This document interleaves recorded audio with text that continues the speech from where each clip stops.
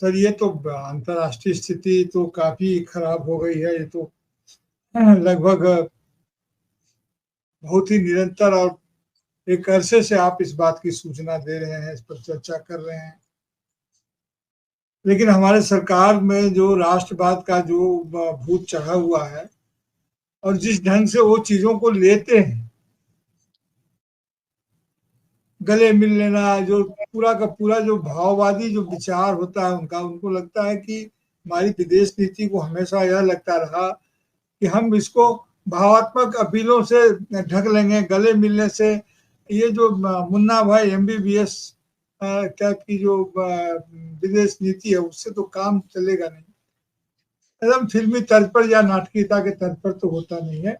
देखिए 50% का तो टैरिफ लग गया, जो ये अपने आप में बहुत भारी है।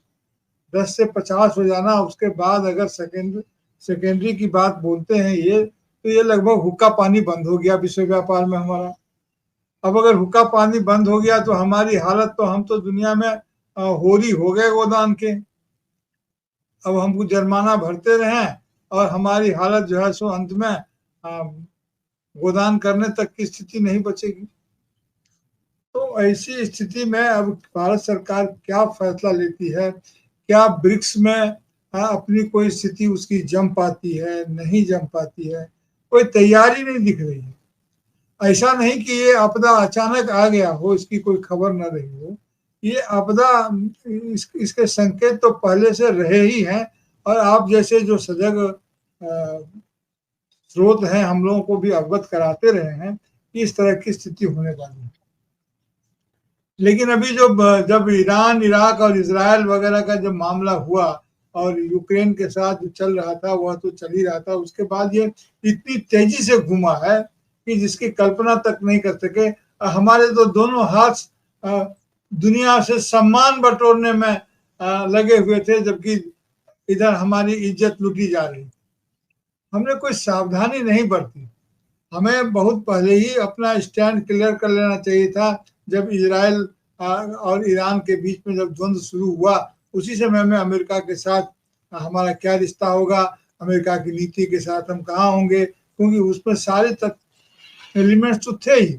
अब अगर रूस के साथ, अगर रशिया के साथ अगर हम व्यापार करते हैं या तेल खरीदते हैं, इस पर आप प्रतिबंध लगाते हैं, तो सीधा सीधी हमारी संप्रभुता पर हमला है। और इसके अलावा और क्या हो सकते हैं? जिस दिन आपने कहा कि हमने उनका जंग रुकवा दिया, हमने सीज फायर करवा दिया, तो और उसका कोई औपचारिक ऑफिशियल कोई प्रतिवाद हमारे यहाँ से नहीं हुआ। बोलते हैं विदेश सचिव बोल रहे हैं, अमेरिका के राष्ट्रपति की जवाब की बात का जवाब हमारा विदेश सचिव दे सकते हैं? या विपक्ष लगातार मांग कर रहा है कि प्रधानमंत्री एक कहें जो कहना है, और प्रधानमंत्री की के द्वारा कही गई बात के साथ पूरा देश खड़ा होगा। ये वैसी स्थिति नहीं है। लेकिन जब प्रधानमंत्री कुछ बोलेंगे ही नहीं तो देश फिर कैसे खड़ा होगा? देश क्या विदेश सचिव के साथ खड़ा हो जाए? देश क्या व्यापार सेक्रेटरी के साथ खड़ा हो जाए? तो प्रधानमंत्री इनको जिस ढंग से लीड लेना चाहिए उस ढंग से लीड ले नहीं रहे हैं और भीतर भीतर काम करने के अभ्यासी हैं। अरे विपक्ष या प्रतिपक्ष का नेता कोई बाहरी आदमी नहीं है, वो आपके देश का है, वो भी देश के लिए संघर्ष कर रहा है। तो अगर संकट कोई देश पर है, क्योंकि अगर ये सेकेंडरी ये आ जाता है तो हालत तो पस्त हो जाएगी। 2 महीना के अंदर में पता चल जाएगा जो विदेश में लोग पढ़ रहे हैं, जो जा रहे हैं, उनकी क्या स्थिति बनेगी। हमारा रुपया निरंतर दुर्बल होता जा रहा है। हम ठीक है कि दूसरे रुपया में हम तुलना करेंगे, हम वहां से तुलना करेंगे, इससे करेंगे, उससे करेंगे, वो तो जब करेंगे तब करेंगे ना। अभी तो हमारा अमेरिका के साथ जो हमारा रिश्ता था, वो व्यापारिक रिश्ता, उसका चाहे जो भी हो, वो तो हमारा ट्रेड ऑफ बैलेंस जो हमारे पक्ष में था, हमारे पक्ष में था। अब वो अचानक वो इससे खत्म हो जाएगा तो हमारी जीडीपी में हमको लगता है कि उस पर भी डायरेक्ट हिट करेगा और 1% तक का प्रभाव डाल सकता है। और जीडीपी में 1% का प्रभाव अगर पड़ गया तो हमारी कई जो सरकार की नीतियां, कई वेलफेयर स्कीम तो खत्म ही हो जाएंगी, कई एसेंशियल स्कीम भी हमारी खटाई में पड़ जाएगी। हमारे पास हम डेप ट्रैप में ऑलरेडी पड़े हुए हैं। हमारा पैसा अलग ऋण शोधन करने का टर्म और टाइम आ रहा है। क्या इंडिकेट कर रहे हैं? उन्होंने तो पाकिस्तान के साथ कर दिया। कितना कैजुअल बिहेवियर उनका होता है जब उनसे पूछा गया कि सिर्फ भारत को ही क्यों ये दंडित किया जा रहा है, तो बोलते हैं अभी तो कुछ ही घंटे हुए हैं, देखते हैं, अभी बहुत और सारी चीजें आने वाले हैं। ये अप्रोच है इतने बड़े देश का, और जिसको छाती ठोककर बार बार हमारे प्रधानमंत्री कहा करते थे कि 145 करोड़ का प्रतिनिधि है, 145 करोड़ का प्रतिनिधि है। ये पूरा का पूरा हमारे देश की जो इमेज खराब की गई है, हमारी जो घरेलू राजनीति है, मैंने पहले भी कहा है आपके चैनल पर कि हमारी जो घरेलू राजनीति है, इसको हम विदेशी राजनीति के विदेशी नीति में इसको हल करना चाहते हैं। जहां हमारी कूटनीति की जरूरत है, हम अपने यहाँ इसको कूटनीति नहीं बल्कि कुटिल नीति पर हम चल रहे हैं।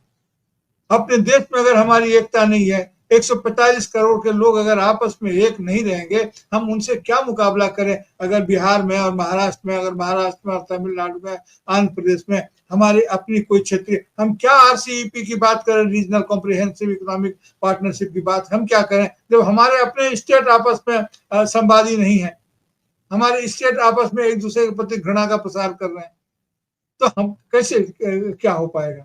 ऊपर से जो हमारा जाति बंधन, धर्म बंधन आदि आदि का मामला है, तो वो है ही, ऊपर से ये संकट आ गया है। अभी कोई ऐसा नेतृत्व चाहिए जो सर्वसमावेशी दृष्टिकोण रखे और हमारे जो राज्य हैं, हमारे अपने संसाधनों के बीच में वो एक समन्वय स्थापित हो और एक नया मॉडल, गुजरात मॉडल की तरह का झूठा मॉडल नहीं, बल्कि एक नया जीवन मॉडल खड़ा करे। गांधी जी भी इस मामले में हमारे मददगार हो सकते थे, लेकिन अब तो बहुत देर हो चुकी है। गांधी मॉडल की बात करना तो अब नहीं है, लेकिन फिर भी हम अपने देशी संसाधनों पर एतबार कर सकते हैं, अपनी देशी प्रतिभा पर एतबार कर सकते हैं और नए ढंग से सोच सकते हैं। अपनी दोस्ती को फिर से करें। हमारा कोई दुश्मन नहीं है, या तो दोस्त हैं या संभावित दोस्त हैं, अधिक से अधिक भूतपूर्व दोस्त हैं। लेकिन जब हम आपस में ही दोस्त नहीं है, आज समझ में आता है कि राहुल गांधी जब कह रहे थे कि मोहब्बत की दुकान खोलना चाहते हैं, तो असल में वो क्या कह रहे थे और घृणा के प्रसार का कितना बुरा हाल हो सकता है, वो आज हम विदेशी स्तर पर भी देखने जा रहे हैं। सर।